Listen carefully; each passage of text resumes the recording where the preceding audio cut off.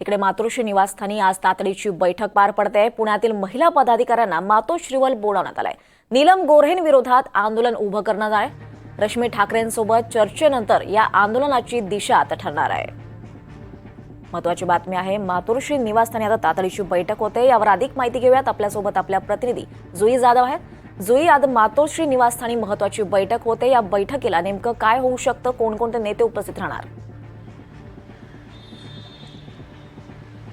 अगदीच आपण पाहतोय दीपाली की काल विधान परिषदेच्या उपसभापती नीलम गोऱ्हे यांनी उद्धव ठाकरे यांच्यावर काही खळबळजनक आरोप केले। मात्र या आरोपानंतर त्यांचं मुंबईचं जे निवासस्थान आहे त्यांच्या निवासस्थानाबाहेर शिवसेना म्हणजेच उद्धव ठाकरे यांच्या पक्षाच्या महिला पदाधिकाऱ्यांनी आंदोलन देखील केलं। त्यामध्ये किशोरी पेडणेकर या अग्रस्थानी होत्या। मात्र आज चक्क रश्मी ठाकरे यांच्या उपस्थितीमध्ये एक बैठक पार पडणार आहे।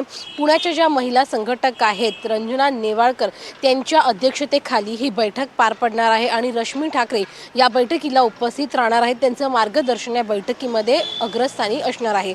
दुपारी 12 वाजता ही बैठक मातोश्री इथे पार पडणार आहे। नीलम गोऱ्हे यांच्या विरोधामध्ये पुण्यात महिला पदाधिकाऱ्यांकडून आंदोलन केलं जाणार आहे। त्यांच्या घराबाहेर मर्सिडीज ज्या टायर आहेत त्या जाळल्या जाणार आहेत, काळे झेंडे दाखवले जाणार आहेत आणि या सगळ्या आंदोलनाची दिशा कशी असणार आहे हे या बैठकीमध्ये ठरवलं जाणार आहे। मात्र या सगळ्यामध्ये एक विशेष बाब पाहायची झाली ती म्हणजे दीपाली की रश्मी ठाकरे या बैठकीसाठी उपस्थित राहणार आहेत। रश्मी ठाकरे खरं तर कधीही पक्षाची जर कुठली बैठक असेल किंवा कुठले निर्णय असतील त्यामध्ये अग्रस्थानी नव्हत्या, त्यांचा चेहरा समोर येत नव्हता। मात्र आता स्वतः रश्मी ठाकरे या बैठक घेणार आहेत, कारण का उद्धव ठाकरेंवर हे गंभीर आरोप नीलम गोऱ्हे यांनी केले होते आणि त्यांचा निषेध करण्यासाठी या सर्व महिला एकवटल्या आहेत आणि त्यांच्या समर्थनामध्ये त्यांच्या सोबतीला रश्मी ठाकरे या देखील बैठकीसाठी उपस्थित राहणार आहेत। त्यामुळे या बैठकीला एक विशेष महत्त्व आलं आहे।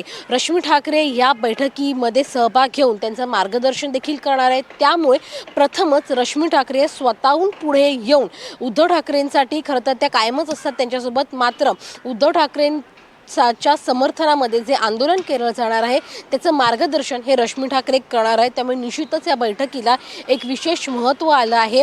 काल स्वतः किशोरी पेडणेकर यांनी देखील आंदोलन केलं मुंबईच्या घराबाहेर, मात्र आता पुण्याच्या घराबाहेर नीलम गोऱ्हे यांच्या आंदोलन केलं जाणार आहे आणि त्या आंदोलनाची दिशा आजच्या बैठकीमध्ये ठरवलं जाणार आहे। दीपाली, नक्कीच जोई, आपण या बैठकीचे अपडेट्स तुमच्याकडनं घेत राहू। तुर्तास धन्यवाद या सगळ्या सविस्तर माहितीसाठी।